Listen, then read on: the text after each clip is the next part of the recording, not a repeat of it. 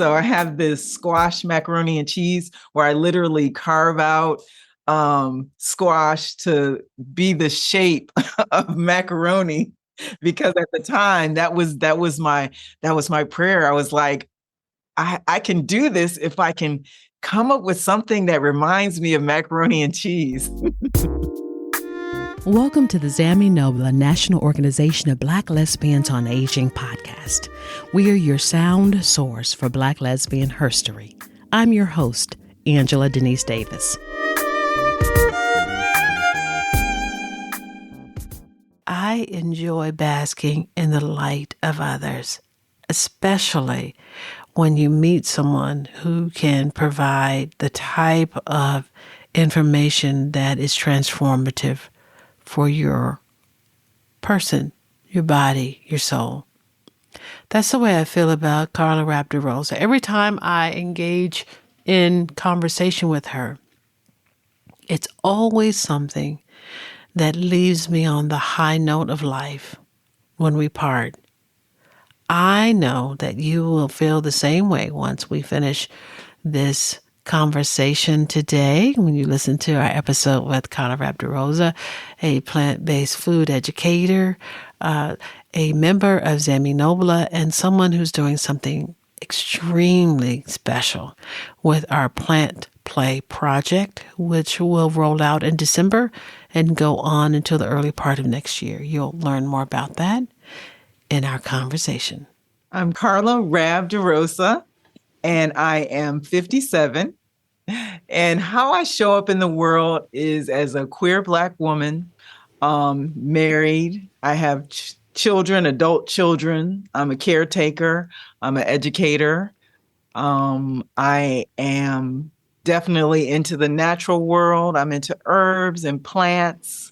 I'm into food. I'm into all sorts of sensuality. And that's kind of how I got here today. Wonderful. We're so glad that you are part of the Zami Nobla podcast today. And there's so many wonderful things that we are going to talk about. I was just sharing with Marianne last night that every time I engage in conversation with you, I leave inspired around the better ways that I can take in food and just have a life that is full and meaningful and optimal. So I am excited about what we're going to share today, as well as this incredible project that Zami Nobla is doing in partnership with you, our Plant Play project, which we will talk about in a little bit. But first, let's tell some folks about you. There's some individuals who may know you from the Zami community before, when we were Atlanta's premier organization for lesbians of African descent, and then now as a member of Zami Nobla, and just the incredible work you've been doing around food and education with that. It's been pretty incredible. And so folks may know you from either one of those instances. But for our listeners who want to know more about you, tell us a little bit about where you grew up and some of your formative moments. Okay. So I'm originally from Detroit. So I grew up in Detroit, Michigan, and I went to Wayne State University. And my mom, my mom was a single mom, my brother and I. So I was the oldest. So I took on some leadership roles very early, like cooking and things like that. So that may have gotten me interested in food. I know in my family, a lot of digestive illnesses showed up. And so that was another way that I kind of pivoted toward focusing on my wellness through food. After I graduated from Wayne State, I moved to Atlanta, and Atlanta is really where I grew up because I was so sheltered in Detroit. I was so under my mom's wing. I didn't know that much about life. I had a few little part-time jobs, but very, very limited. But when I moved to Atlanta and I met Marianne Adams, who, kind of took me under her wing with Zammy. And it kind of helped me grow up leadership wise. I was on the Zammy board. I volunteered on different committees. I worked on different projects and events. And so I kind of came out of my shell because I've always been an extrovert. Obviously, I was born an extrovert, but I showed up, very anemic, very quiet, very shy. And working with Zammy as a youth, in my early 20s, that really brought me out. And I developed friends and what I call family that I still have today. Like most of my close friends probably came from Zammy 35 years ago in Atlanta. And I just kind of kept in touch over the years. I've done a couple of food training programs for Zammy Nobla. I've volunteered a couple of times with Zammy Nobla at the Bigger's house doing gardening. So just keeping that connection going. And now I live in another region, still in the South, but I live in rural South Carolina. I live on the island of St. Helena, which is Gullah Island. And there's a show based on Gullah Island. And it's a magical place where there's so much intact African culture that is very much protected and treasured along this eastern seaboard. And I love where I live. I live literally 4 minutes from a beach. Lovely. It's just beautiful. And it's beautiful marshlands, very much different from Georgia or Michigan. Uh, Different animals. It's just so majestic. A lot of Spanish moss. It's just really, really beautiful. And so I was catching up with Marianne not too long ago, and we came up with this idea to do this food series. So 4 different food classes. It's a combination of demos and instructional, also a little bit of food science in the background for health, but plant powered recipes. So we came up with plant play and creating these culinary adventures with plants. So I'm very excited. So it's going to be happening on 4 Saturdays over 4 months, December through March. So I'm very excited to be teaching with Zammy Nobla again. And I love food. I do too. And that's part of my problem because I don't always make the best food choices. So what you bring to the table, no pun intended, is very special because you make it possible for us to make some better, healthier choices for us as we can enjoy both something that is delicious and healthy. Yes, I feel like that's one of my specialties is subbing.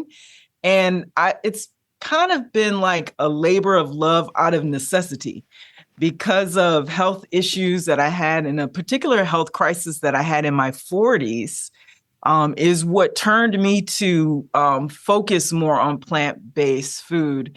I would say in my 20s, I kind of removed most meat products for the first time, like after college, but I still did a lot of things that are considered processed. And so even though I was technically a vegetarian through my 20s and 30s and my 40s, just my health just wasn't the best. My digestion wasn't the best. I was pre-diabetic. I had been, my blood pressure had been spiking here and there. And so I turned to raw food as a way to collect my health back, to really take my health back. And it was very successful. I think partly because when you're doing a raw food regimen, you're doing a very specific detox that removes a lot of processed foods that we take for granted that are okay because they're in our grocery stores and with the recipes we were taught by our families. But over time, they do take a toll on our health. And that is reflective in our health statistics, which, like 5 years ago, they said it was the first generation where our kids didn't have a life expectancy as the parent. So it showed that our health outcomes, even though we're in this very technologically advanced country, that our health statistics weren't matching the technology and the wealth that we profess to have. And so going back to raw foods and even in using cooked foods, going back to whole foods is one way that your body can detox and kind of find its equilibrium. And that's what happened to me in my 40s. And that's how I got into it. And I would say never have I been a vegan. I am an omnivore, but I do believe that certain foods have more nutrition than others. As I mentioned, some processed foods can really be quite detrimental in a very slow way, like a slow stealing of your life vitalities.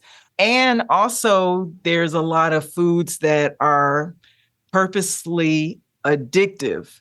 And so that's the challenge when you're moving into whole foods to get more health outcomes for yourself personally. It's like you're competing with very addictive additives that are put in foods on purpose to get you hooked on them because they're more expensive or they're just junk food, like I would say like chips and things like that. They have specific additives, excitotoxins that excite our brain that get us literally addicted to the taste and the way they light up our brain. So as a person who works with whole foods and is concerned about people's health, that is my challenge to do what I call subbing to find plant-based and whole foods that compete with the mouthfeel, the taste, the smell, the texture of highly processed, highly addictive foods, which is not always easy, but I'm up for the challenge. And I love food and I want to feel good. So I'm saying it's worth it. Let's try. It's interesting that we're doing this or starting this project in December, right in the midst of high food celebrations. And especially with this podcast episode being slated to be released before Thanksgiving, so many people are going to have before them the turkey, the mac and cheese, the sweet potatoes, the stuffing, just a whole host of things, not even to mention the red velvet cake and the, the sweet potato pie and all this stuff. And so there's so many food options and journeys we're going to have to navigate over the next few months. And I'm curious for us to, as you talk about subbing and for us to think about some of those healthier options, just what does it mean when we're faced with these high food holidays and we want to do better, but we see this as, food is community. And my God, we have to have the turkey. We have to have the yams. We have to have the sweet potato pie and red velvet cake, don't we? I do say that the way we celebrate our relationships through food, I do think that we do have to have food. That's my opinion. Can we start to focus more on how we make it in a whole food manner? Absolutely. Definitely we can. I have a book and I'll share the link with you, and it's called Rock Your Life. And it's some of the most pivotal recipes that I focused on, and some of them exclusively my development based on my food addictions. So I have this squash macaroni and cheese where I literally carve out squash to be the shape of macaroni. Because Wow. at the time that was my prayer. I was like, I can do this if I can come up with something that reminds me of macaroni and cheese. And so that's where the subbing comes in, just really being mindful and thoughtful of, how the food impacts us. And we know as we get older, a lot of it is just nostalgic. There's been times that I've gone to my hometown and I was like, oh, I used to love these types of burgers. Oh, I used to love this type of sandwich. And then I'll flex, I'll, have it and then be disappointed, not feel well. So that's one of the things that we have to think about. We're going into these social settings really for the energy of love. So one of the secrets, as someone who does teach whole and raw foods, is a veggie platter. So we have so many sauces and dressings that we make that are delicious. So making your own dressing, bringing that, a veggie platter with, cut up veggies like broccoli, celery, carrots. Now, if you bring this to the gathering, now you have something that you can snack on that is just not chips and just not, cheese squares and things like that, that on a digestive and a health level, you're going to have to pay for later.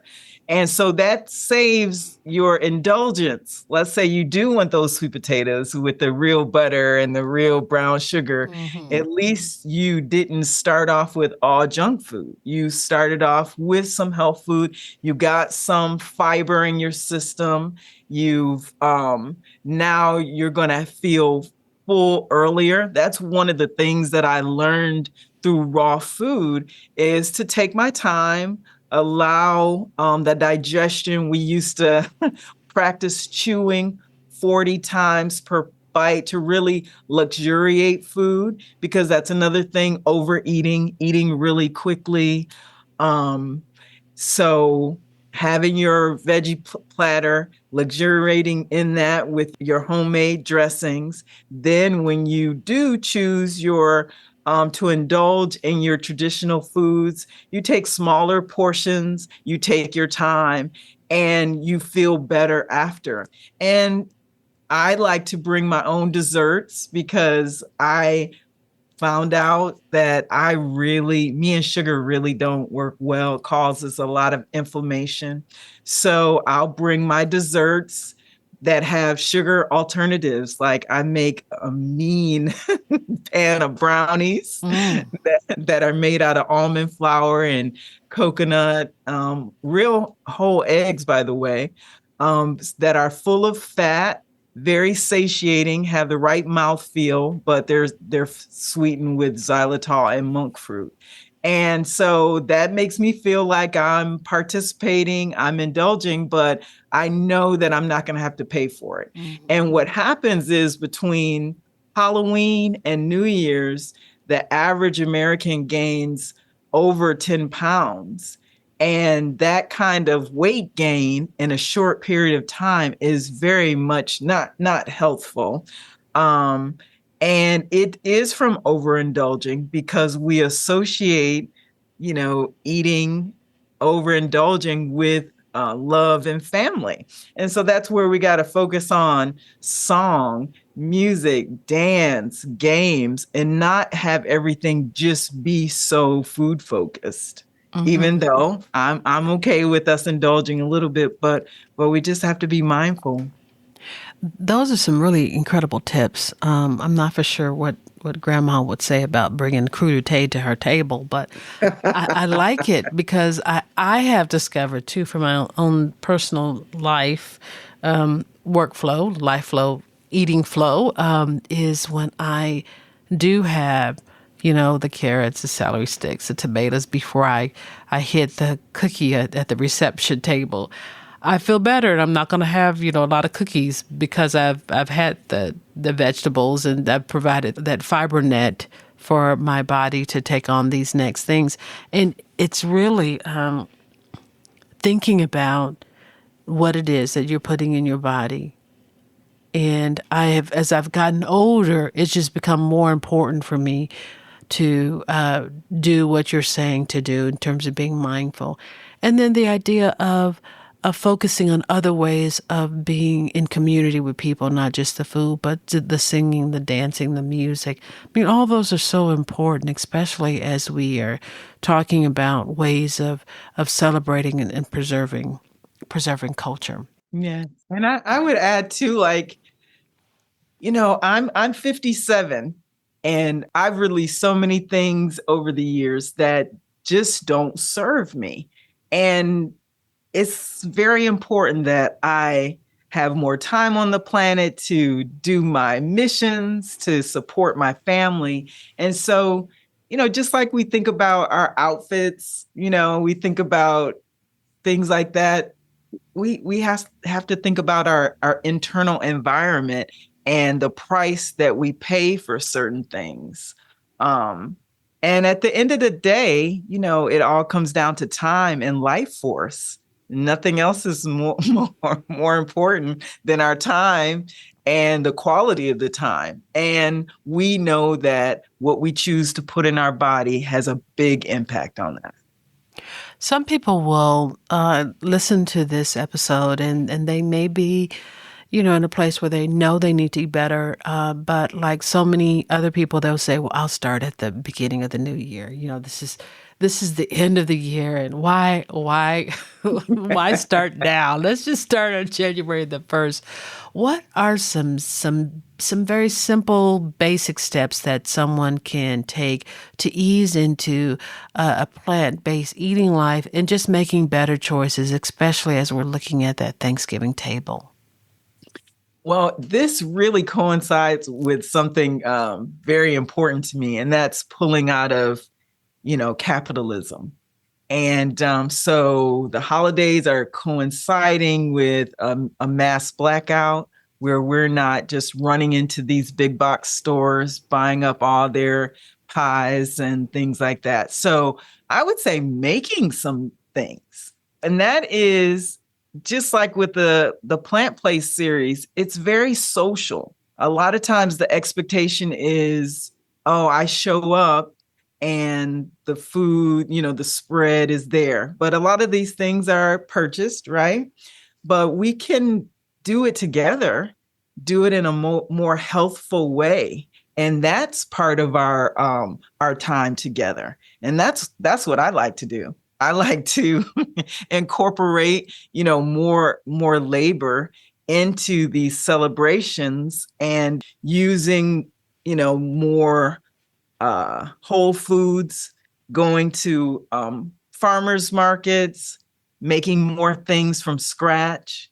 And of course, we know this is better for the body. And also, it's punching capitalism where it hurts by not just running in and buying things, but actually making an apple pie from apples that we buy from each other, that we secure from a market, versus just grabbing that already made apple pie.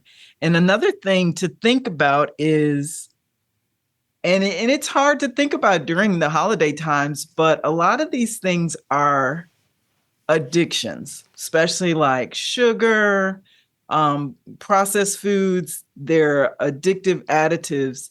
And are we going to allow these chemicals to make the decisions for our health in our body? So I like the idea of, yes, we're celebrating this year, but we're making our own things. We're making our own gifts. We're making food from scratch. We're being very mindful of the ingredients. We're substituting sugars with things that would be easier on the body, like maybe maple syrup or agave or a monk fruit sugar, things like that. And that's kind of taking back our health, taking back our money, making sure that we don't gain those 10 pounds in 3 months. Just being very, very mindful. And it's more engaging for us as families, as social groups, as friends, that we look after each other. Because, we know that friend who has diabetes. So we should say, oh, I know you're dealing with diabetes. Let's do some alternative things. Let's have, like in my book, I have a raw sweet potato pie that literally comes from raw sweet potatoes that you put in a blender, and you can use sweet alternatives, and it's delicious and it's nutritious. So we really just, I think, take the time to be mindful with the substitutes, and also not think about, oh, I'm going to treat myself by having something that is not going to serve me. Is that really a treat? If my sugar is all out of whack, if I'm gaining weight overnight because of inflammation and water weight, because my body is so rejecting what I've done to it, is that really treating myself? It's more of a mind game, and I think it's more nostalgic. But if we think about what nostalgia is for us around holidays, it's a lot of marketing. So this year, we can undo a lot of that marketing programming, come up with our own traditions and our own dishes that serve and support our health as well as our mouth. I love having great recipes in my back pocket. And one recipe that you shared with a group that I was a part of a few years ago was the Rockstar collard greens. And I love this recipe so much that I made it so many times after that event that I think Marianne got sick of me making it. But it's just so easy. It's so healthy and it's so tasty. I would love to even put the greens just like in a tortilla and make like a little taco or burrito.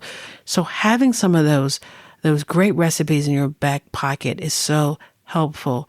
In light of that, I know that there are some incredible recipes that you have for us with the plant play events we're going to be doing over the next few months. Can you speak a little bit about what people may have a chance to make and experience with the recipes from this event?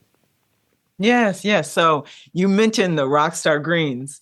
So we make them out of collards, we make them out of kale, we add some mustard, whatever we have, we Rockstar our greens.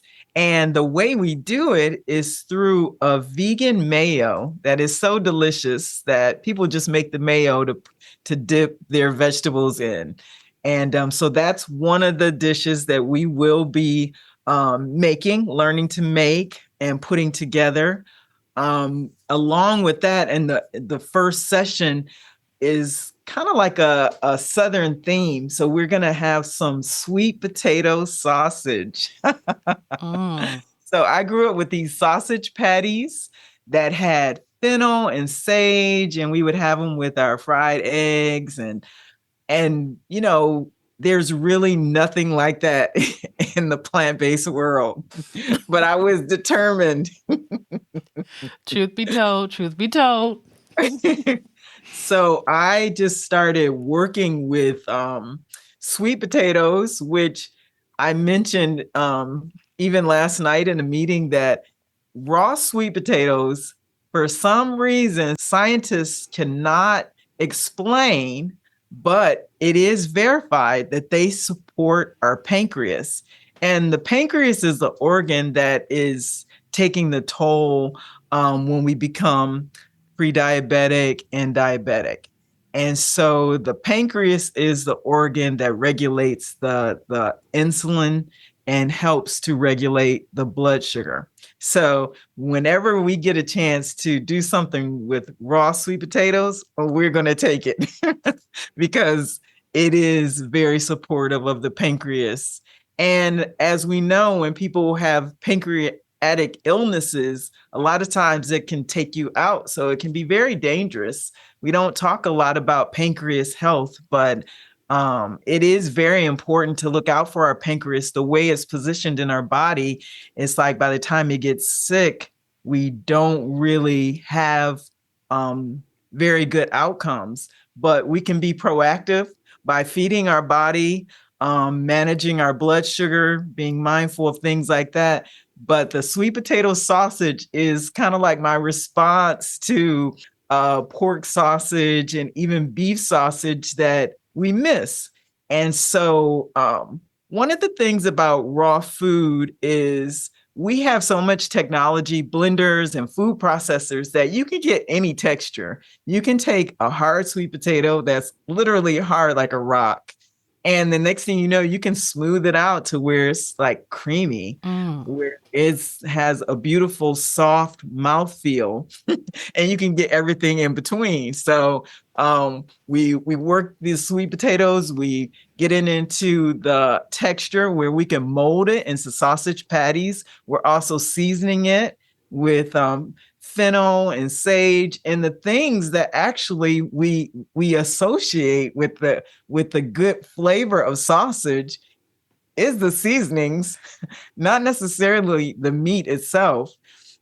So we're going to be having this sweet potato sausage, and we're going to use that to season our gullah rice. So we're going to make gullah red rice, which is actually an extension of Nigerian jollof rice, which is rice that has tomato, like a tomato base to it. And that's a really big popular dish here. For years and years, most of the wealth on this coast was derived from rice cropping. And as we know, very talented artisans were kidnapped from the continent and brought here to start and bolster that industry. And so this area is known for its Carolina Gold rice and how amazing that rice is. And as well as that, I'll be talking about rice alternatives and some of the food science behind rice.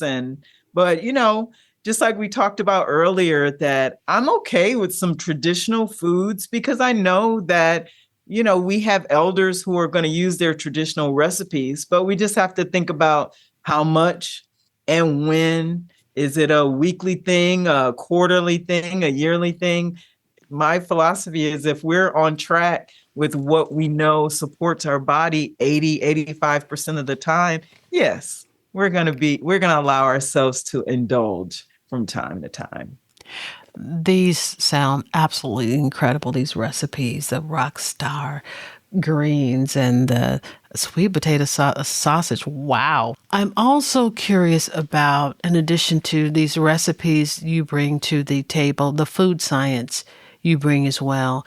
And one of the things that I've talked with you in the past has been the use of oil. So for instance, there was a point in time when I was very adamant about being SOS, sugar, oil, salt, not having those things in my diet or meal planning. And I found a lot of success with that. It was kind of challenging though, especially when you're in a home with other people, then you have to be mindful of other people's food taste. And sometimes when you mention to your potluck group that your lentil soup has no oil in it, they want to go run to the refrigerator and put a stick of butter into it, which I've had happen. They enjoyed it, but I'm like, that was a lot of butter you just put in my oil-free lentils. What's the word on olive oil for you? Because a lot of people say, oh, this is healthy. Like a lot of things that are plant-based. They say, well, this is plant-based, it's healthy, and I can have this. But when you look at it, it has huge amounts of fat and not the healthy type, or it has a huge amounts of oil that people are putting into their kale salads. What is your take on olive oil? So I'm going to talk about oils in general, and I'll talk specifically about olive oil as well.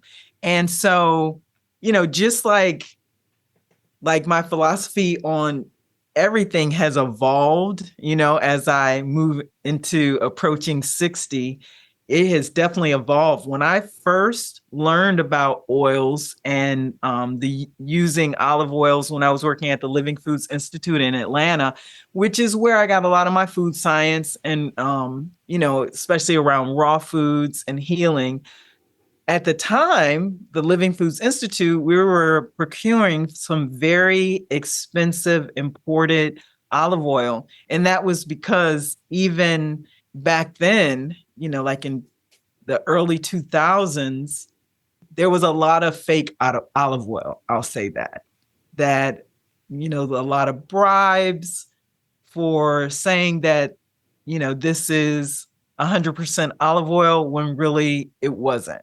And so that's why we had to procure it from a vendor that we could verify because, we knew the olive oils that we could locate, locally, secure locally would not be 100% olive oil. It would be mixed with other oils, rapeseed oils, and other oils that aren't healthy, that help constrict arteries and cause hardening of the arteries.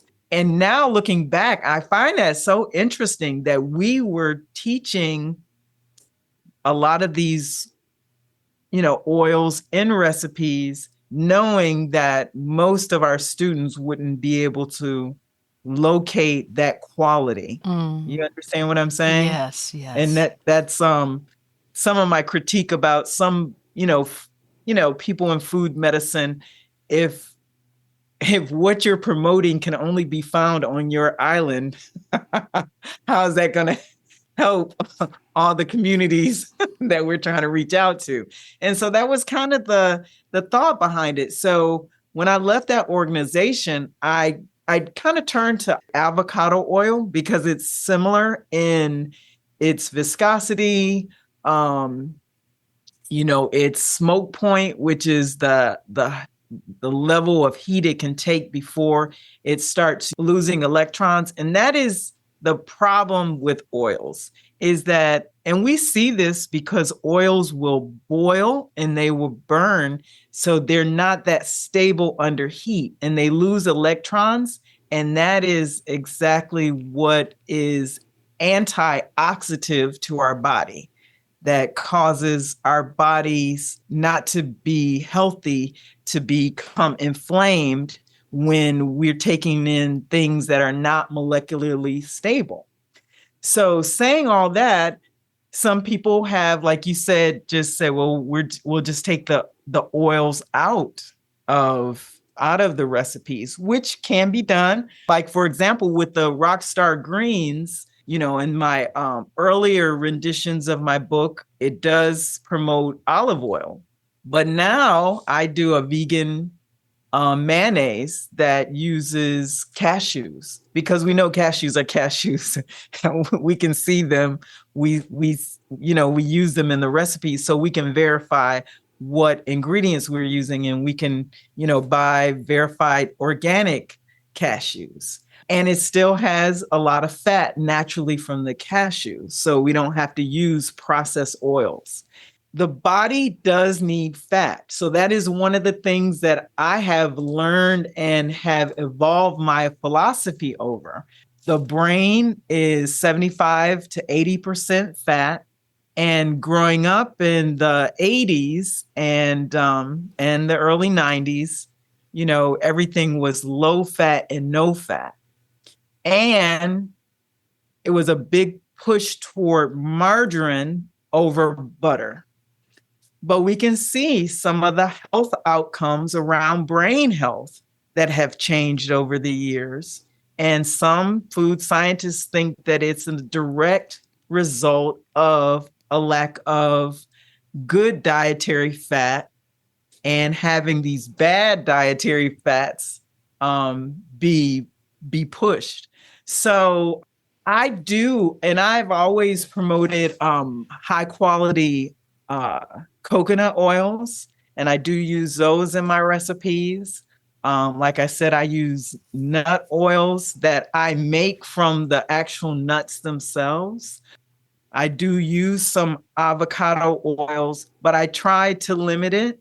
And I actually do use butter sometimes because if butter is coming from a good source, a grass-fed animal, it is shown scientifically to be more supportive of brain health. So literally, I have 5 or 6 huge textbooks on oils, and even the scientists, their thought on oils have changed over the years, just based on our health outcomes. I don't think fat and oils is necessarily a bad word in health. I do think we have to be mindful of where we're getting our fats from. All of our nervous system is covered in lipids, which come from fats, and certain foods and environmental factors can drain, those things and cause neurological damage. So we do need good fats. Like I said, I've never been a vegan. I've always used eggs. I feel like the fats in whole eggs are brain supportive as well, and body supportive, because you also talk about like ligaments and tendons and things that do need hydration and do need a certain amount of fat inside the body to work well. So yeah, I mean, we could talk for hours about the problems with certain oils, like for example, cottonseed oil, which is in so many vegan foods, but cottonseed oil is technically not even a food itself. Mm. Yeah.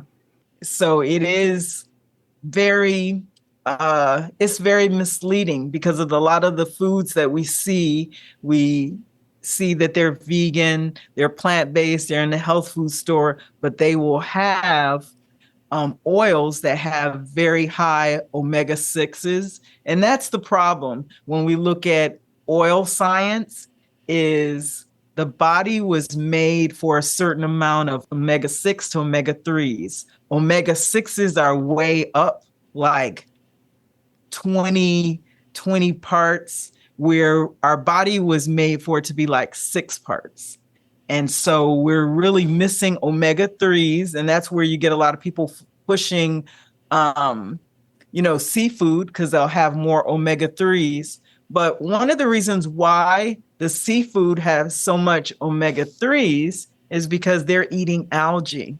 And algae is a natural source of omega 3s. And you see a lot of Eastern countries eating algae and seaweed.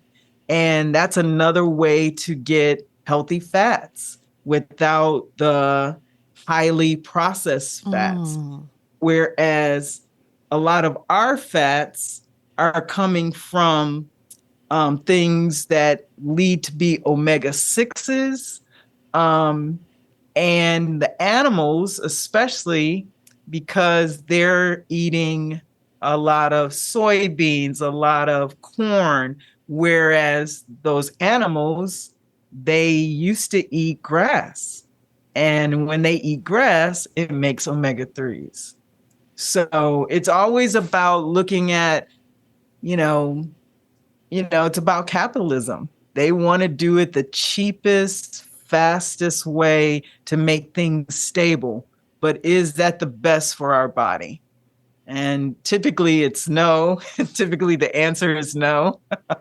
Like those oils that we get from Restaurant Depot, they would be like big vats of oil, oils that, harden the arteries, but that is the cheapest. And that's what the restaurants go for. The restaurants aren't buying grass-fed butters and using that in their cooking. It's just too expensive. But as an individual, we can spend the extra couple dollars and buy the high quality and make it at home and save our health. Wonderful. I'm curious, as we've been talking about all of this very important information, recipes and food science, what have you experienced or noticed as, especially as for women who have decided to do more plant-based eating and healthier eating in menopause? Because that seems to be a really huge issue that our food can have some effect upon. Oh, yeah, absolutely. So I'm going to go back even prior to menopause. But like I said, when I was in my 40s, which I was probably perimenopause, um, and when I, cleaned up my body, when I was doing raw foods, I did a raw food detox for 12 days. I mean, I saw immediate results. My belly went flat, my digestion went better. After about 6 months of being on raw food, I lost 60 pounds, which a lot of it was water weight and inflammation. And but my body was holding on to the water because it was trying to protect me from the processed foods that I was eating in the name of being plant based, right? These processed convenient foods.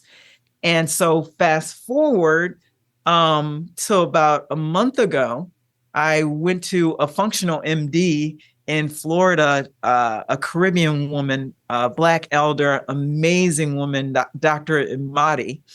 And I was telling her, and she worked at Hippocrates, which is also a living foods wellness center. So she was kind of like on my same level when I'm saying, I'm so confused, Dr. Imadi, like I'm doing the things that I think are right, but it's not necessarily coming out in the right outcomes. And that's what she does. She's functional medicine. So even though you might be in the normal range of all these tests, but if you're not functioning right, she's gonna CSI it. she's gonna do the mystery hunting and figuring it out. And she was figuring out some things for me that was mind blowing. So first of all, she figured out that I was completely allergic to grains, and this is just recent. Mm. And so I didn't feel like I did a lot of grains, right? And when I did grains, what I would spend like $8 on one, sprouted loaf of bread, and eat it just, one slice here, one slice there. So in my mind, I was doing the highest quality grains, the most expensive, and I was I was spending hundreds of dollars on this protein powder that was vegan, had no soy, no nuts, dairy free. And when I looked at the ingredients after I had my appointment with Dr. Imadi and she told me not to eat any grains, it was brown rice protein. And I was doing double the amount. Like I was getting up making these smoothies with my raw greens, thinking, oh, okay, I'm getting 40 grams of protein right off the bat. And but what I realized is that one of the reasons why I didn't feel well, why I was having problems with my weight, having blood pressure spikes, was I was, allergic to grains. I'm eating all these grains that I think are good for me, but they were really harming my body and causing inflammation. And so it really spoke to me to go back to, my raw foods, eliminate the grains. Um, we know as perimenopausal and postmenopausal women that sugar is horrible. I mean, I could just literally take one bite of something with sugar and just start break out in sweats. Then I'm up all night sweating. So that was another thing that she pointed out through her assessment was, sugars. And of course, I love food. So I'm going to find sugar substitutes that don't have the same impact on my sugar levels, that don't have the same glycemic impact. But she was saying just even small amounts was kind of knocking out my hormones.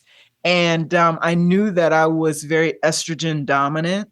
And it was funny because my regular GYN was talking about putting me on estrogen, but because I feel like I'm estrogen dominant, and that was just my thought, just not even based on science, just listening to my intuition. I'm so glad that I waited to go to Dr. Edmati because she started, because she is an MD, so she scripted out some supports for me that, that don't include estrogen.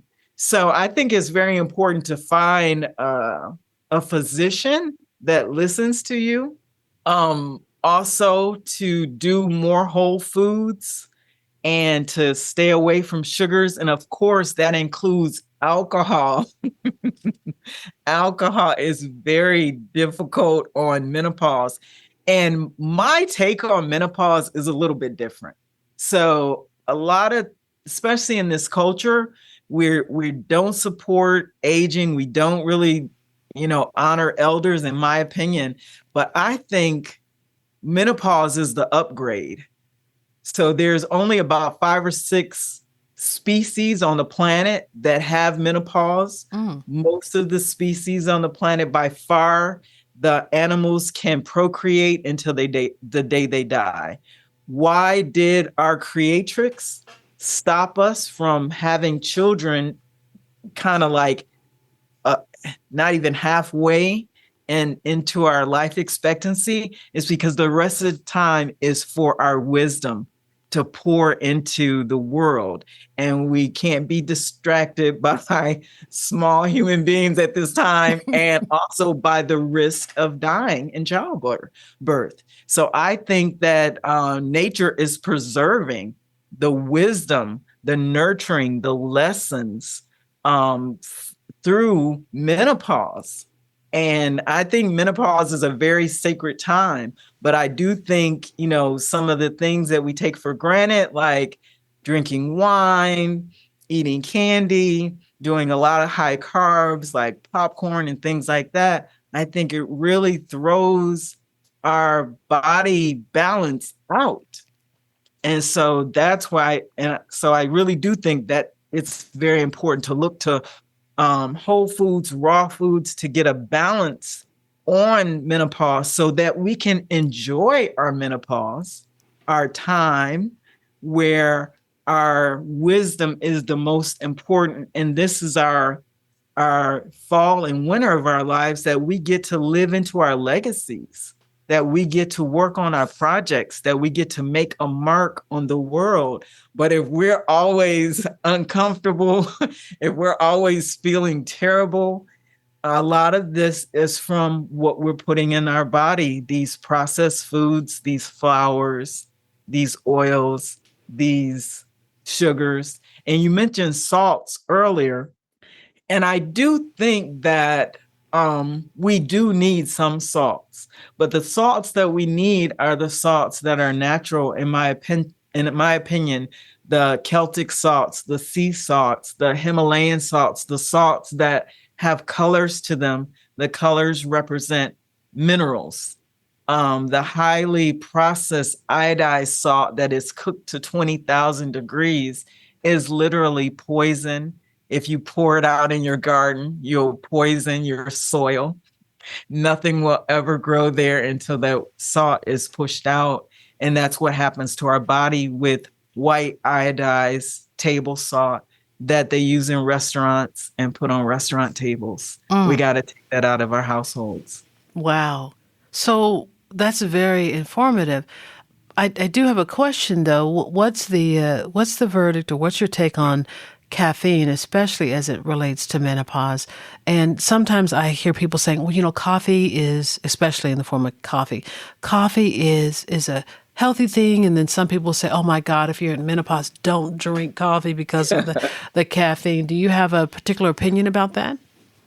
Well, I don't really have a problem with caffeine. I'm really into teas. And a lot of teas have caffeine, like green tea has a high caffeine. Some green teas have higher caffeine than coffee. I don't really have a problem with caffeine in that way. So if you ever seen coffee beans, Coffee beans are sticky and they're green and they're very like tender, like they remind me of like green peas, but they're a little bit elongated. And in order to warehouse them, they have to have a lot of pesticides, herbicides, and fungicides on them to keep the bugs and the fungus from growing as they're stored, waiting to be roasted. So they're drenched in these, pesticides, herbicides, and fungicides to keep them to get them prepared for roasting so that they make it to the roasting cycle without spoiling. When they get to the roasting cycle, all these chemicals are kept on and roasted onto the coffee. That's even for organic coffees. It's just less. It's just less. So to me, that's the problem with coffee, is not necessarily the caffeine, although I'm not a big coffee drinker, so I can't say definitively that the caffeine from coffee is good or bad for menopause. I'm not really sure. I know I do a lot of green tea. It doesn't bother my menopause at all. In fact, I get some of the benefits of being very clear and energetic from caffeine from green tea. So I really do think the culprit is the pesticides, fungicides, and herbicides that are cooked into roasted coffee beans. That is the problem that over time and daily use can, have heavy metals leach into our bodies. That's my take on it. So I do once in a while have coffee. I do try to buy organic coffee for my household, and for people who are coffee drinkers, I try to go organic because I know it has less of those problematic toxins in there. I hear people talk about different health coffees. I really don't know about them, but I would say, just like anything else in capitalism, let's follow the money trail, find out how these things are processed, how they can stay on the shelf so long. And a lot of times when we follow the money trail, we find out these things, that detrimental things are used for the stabilization of their goods that they sell us.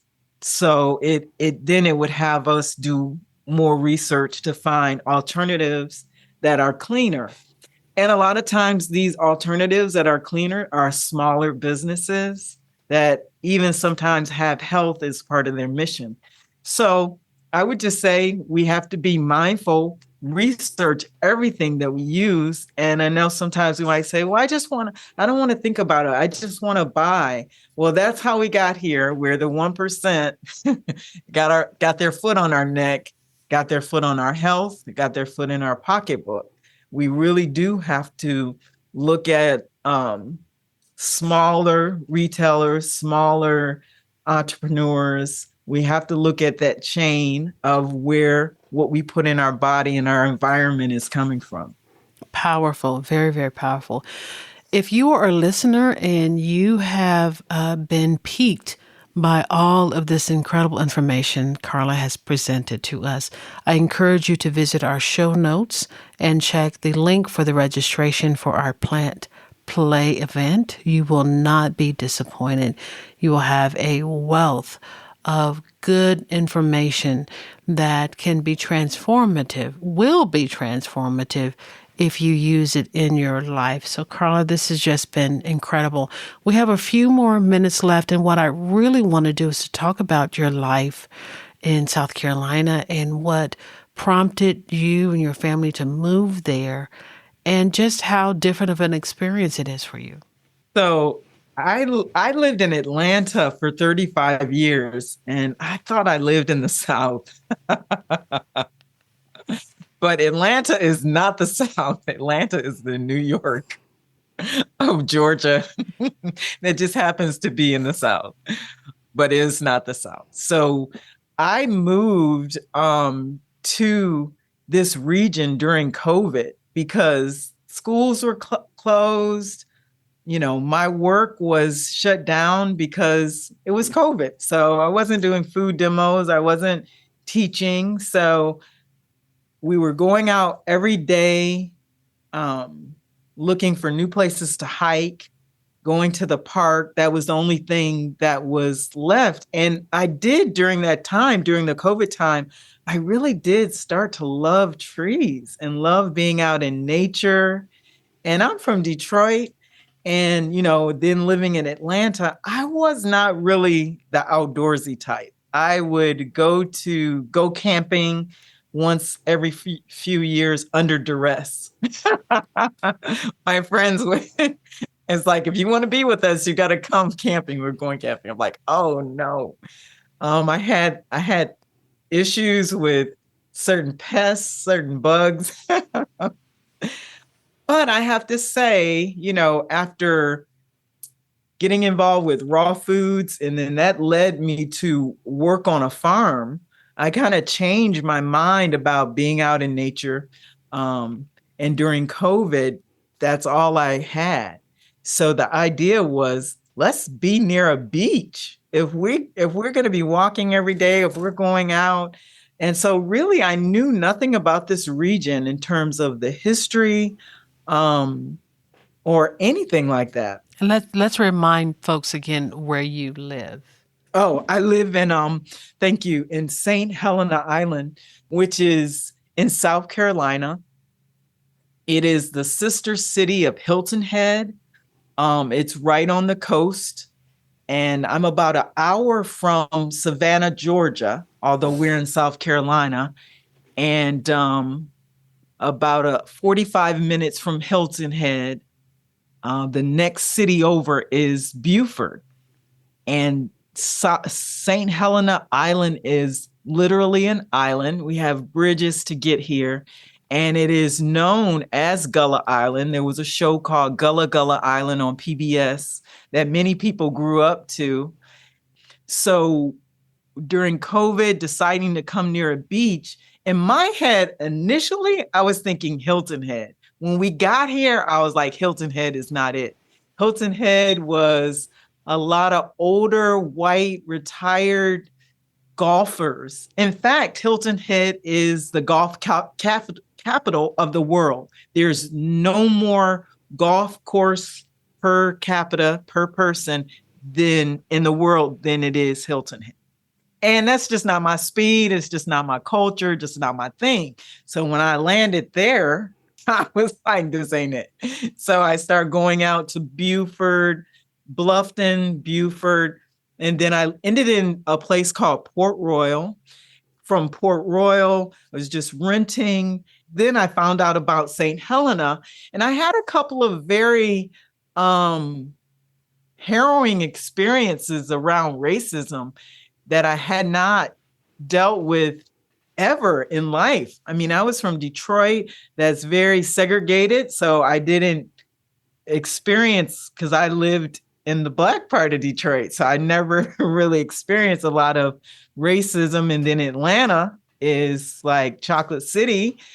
So when I first moved here, I was disappointed. And I actually thought about moving back to Atlanta.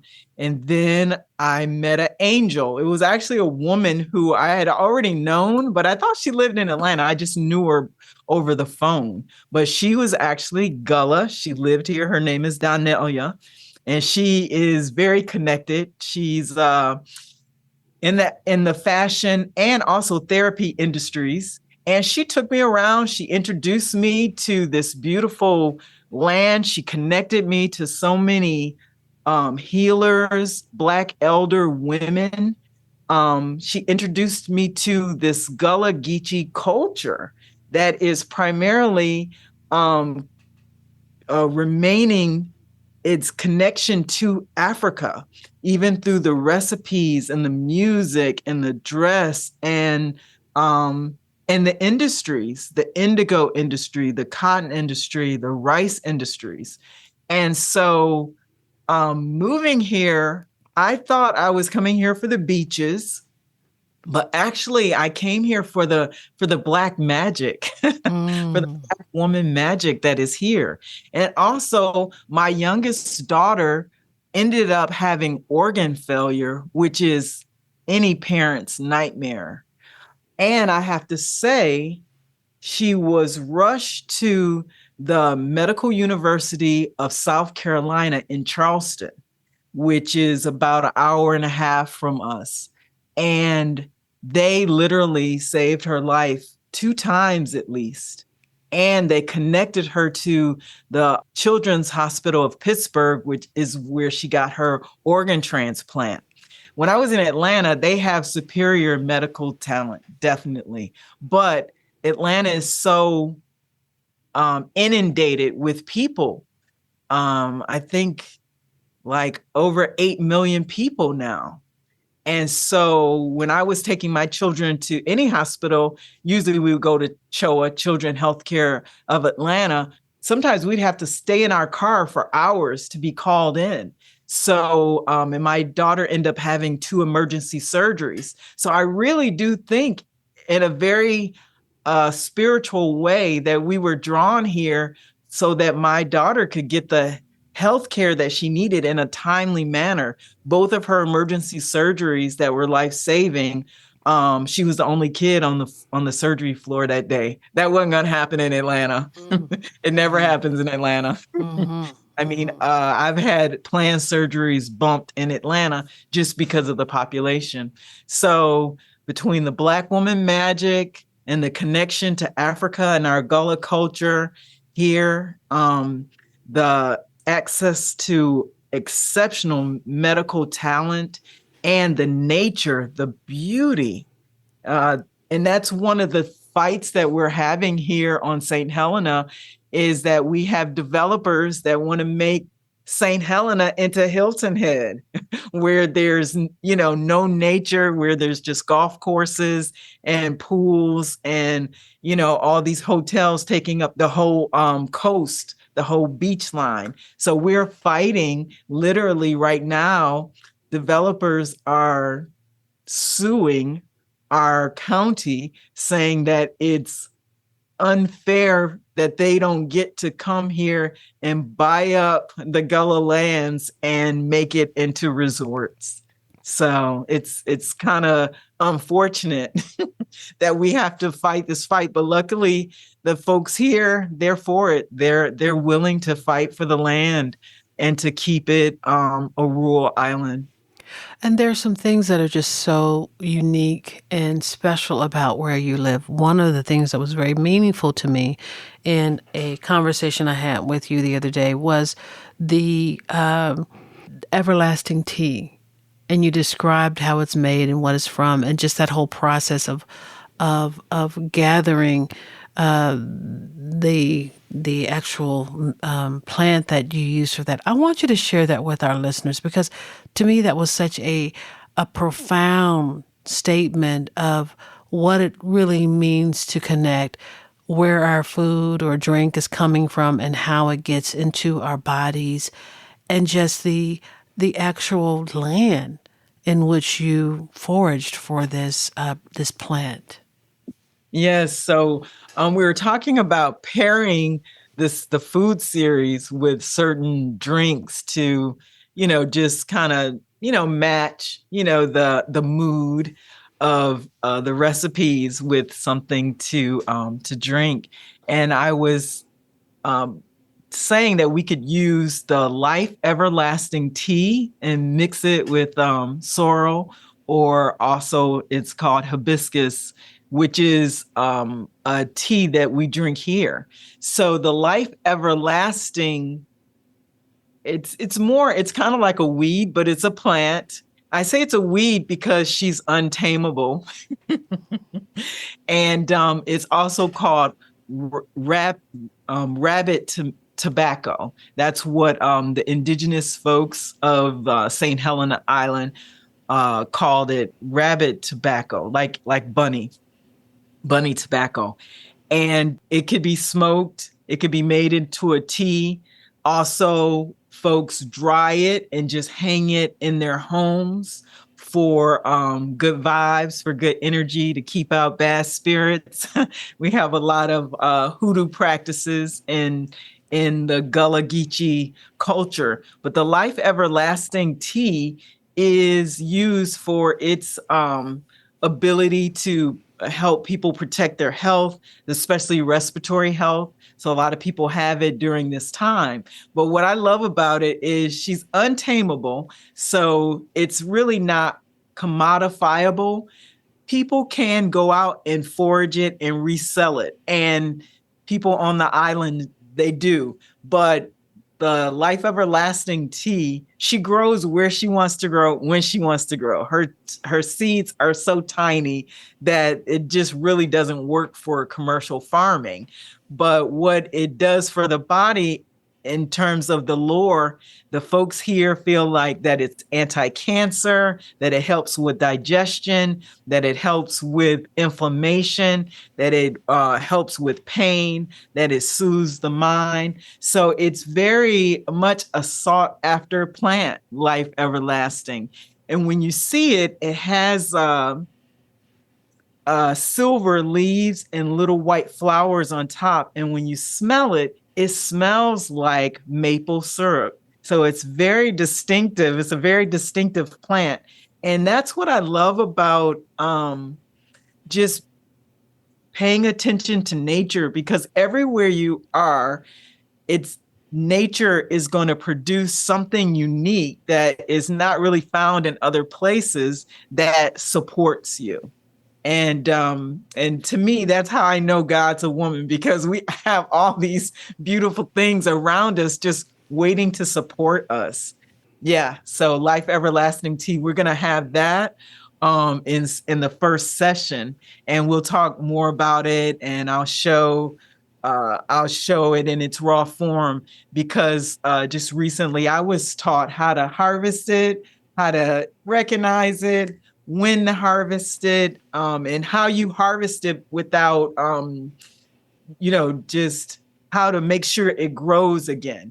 Because again, she's untamable. So if you just recklessly harvest it and take it, in that area next year won't be anymore. So you got to carefully harvest it, shake out the seeds, give it a chance to come back next year on her own. There's so much to be said about that and what that means, just in thinking about that plant.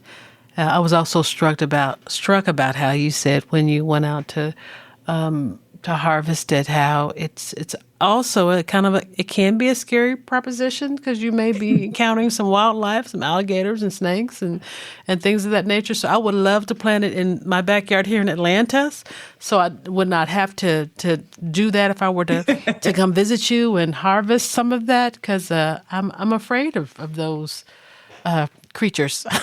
Oh yeah, we definitely have a lot of snakes and alligators here, as well as turtles. I mean, it's just part of the landscape. You just have learned to you learn to live with them as they have learned to live with us.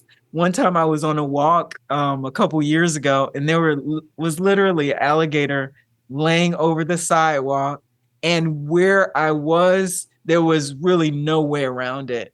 And it was so interesting, and end up calling 911, and they came and helped to direct the alligator back to where it needed to go when it was trying to cross the road.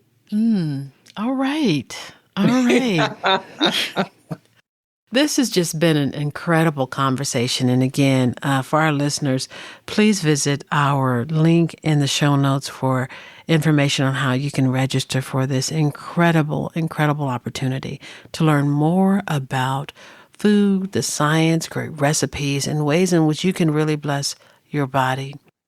Carla, one of the things that's been so meaningful to me with this podcast is the way in which we center the lives of Black lesbians 40 and over, and really looking at the intersection of race and sexual orientation and gender, and how all of these things at its intersection are quite special and unique and have a very special voice. And as I think about just what it means to grow older as a Black lesbian and have access to information that can change my life, I feel very grateful, and it extends my sense of joy and how I can move in the world.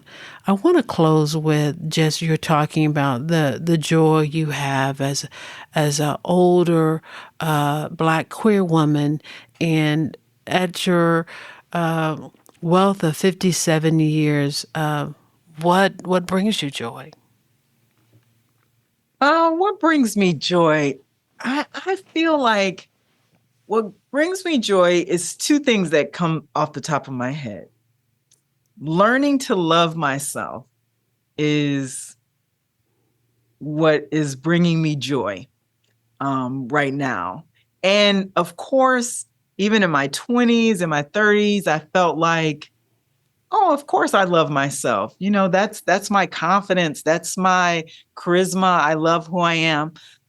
But the more and more I excavate myself, I realize that, you know, a lot of who I've been in my life is in response to what I think society and other people want from me, what they expect from me, what is, you know, in my little girl language, what is a good girl. I was the oldest girl, and that was my idea in my mind. Oh, I want to be a good girl. I want my mom to accept me. And so I really do feel like I was an unembodied spirit, and I chose to come here to be a Black woman at this time and I was literally born during the 1968 Detroit riots, literally. Like my dad, he went down to the grocery store and they were looting. And he ended up coming back with what he thought was tuna, ended up being cat food. And we didn't have a cat. But literally, when people are fighting for their lives and their right to be a human being in this country, that was my birth. And I feel like I came here for that reason, to be a powerful Black woman, and to love myself is more and more bringing me joy. I think what's helping that is menopause. I don't have the softening of the estrogen that would allow me to posture in more people-pleasing ways. Now I'm so much more direct. I'm so much more rich. And some of the things that come across my mind, I just have to say this. I was on a cruise not too long ago with one of my friends who I met through Sammy, Sharon DePara. So we're in our cabin, and I pop out of my bed and I turn to Sharon, and she's on the other bed. And I said, Sharon, why, when I wake up in the morning without any makeup, with my natural hair, how is that mask presenting? How is that masculine? I was made a female. I am a woman. But now I hear people saying, oh, you know, no makeup, dreadhead. Oh, that's mask presenting. No, it's not. We have gotten so caught up in the patriarchy that we don't even know a woman when we are looking at one, if they don't have on certain, you know, appendages, eyelashes, and things of that nature. And it also reminded me of many times that I've been told, oh, your voice is like a man, you have a deep voice. No, this is a woman's voice. My voice has never been like deep like a man. This is a deep woman's voice.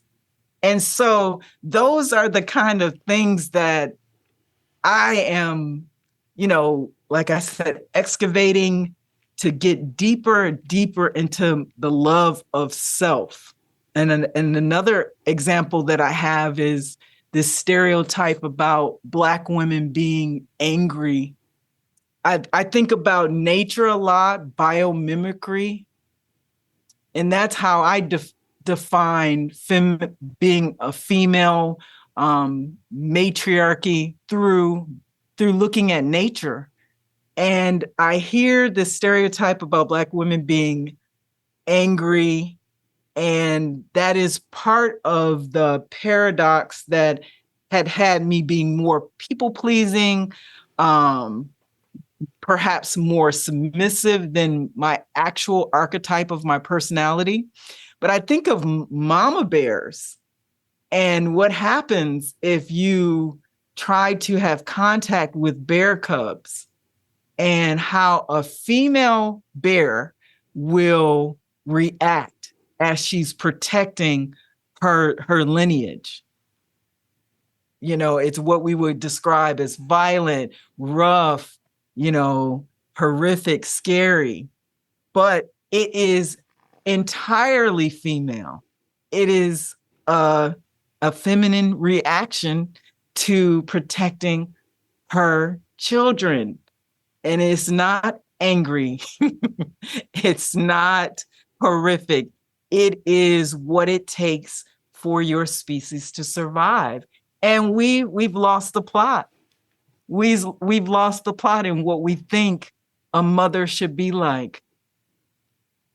Trying to fit into, I think, a colonial standard of beauty and behavior for women that is totally out of sync with nature and reality. So loving myself as a Black woman is number one. And number two, taking care of my people, whether it be my tribe, my children, my community, my friends. Both of my parents got sick last year, and I had a corporate gig for a minute. I was so happy to leave that corporate gig to take care of my people.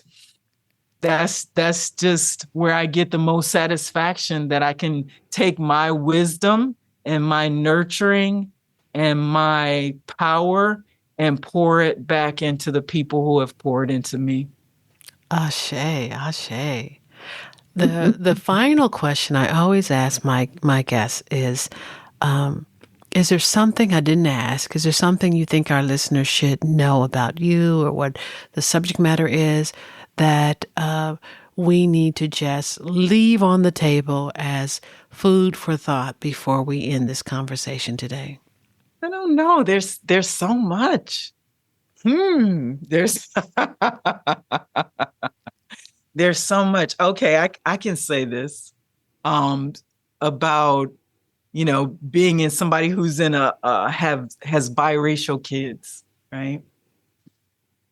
So I thought my kids were half Black because I'm Black, their dad's white, so I would say half Black. And then I saw my DNA, right? I'm only 69% Black. And so, no, they're not half Black. They're not even the third Black. And at the end of the day, what is being Black? At the end of the day, the blueprint for humanity is a Black African woman. So we're all Black. We're all from Africa in some way, shape, or form.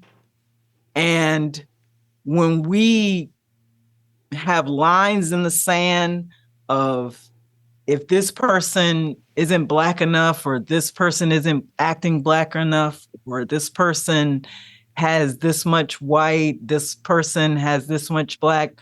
When we hold that to be the value of people, we really lose the plot, because we're all one human race, and we're all Black folks from Africa who have just anthropologically adapted to our environments. And at the end of the day, it is about loving ourselves. And when we see those DNA tests and we see that we're mixed with so many different things, there's no way you can love yourself fully if there are other people out there that you consider others, that you can't love them because of their race, right? It's just about love. It's about loving oneself, and it's about loving each other as much as possible. So I'll just leave that on the table. Ooh, that's food for thought. That is food for thought indeed. You come with a whole lot of ways of making food, don't you, my sister? Carla, this has been a pleasure and a joy, and I can't wait for our Plant Play event to start next month. Again, if you're a listener, check out our show notes for the registration. You don't want to miss this. Carla Rabb DeRosa, thank you for being part of our Black lesbian history. Thank you.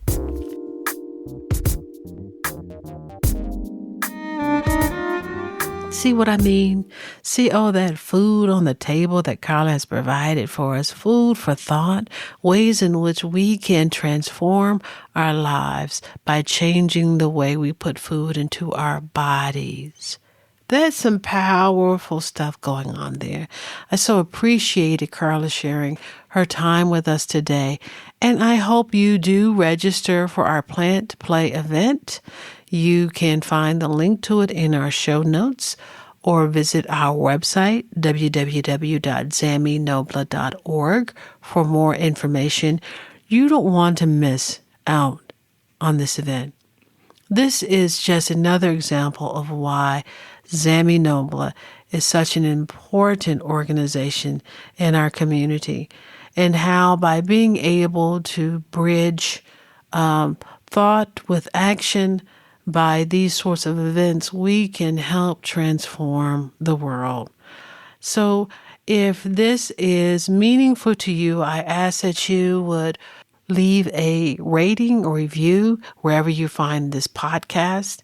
And if you are one to think about year-end giving, that you would think of Zami Nobla as an organization to invest in with your dollars. We are so, so grateful to be able to provide events, opportunities for people to have more information about the best ways to live, and to really focus on, as Carla said, how we can create a better world full of love where we all can thrive, especially during these times. So as always, I appreciate your spending time with me today, giving me some of your moments, your treasure, by listening to the Zami Nobla podcast. Thank you, and as always, have a sweet one.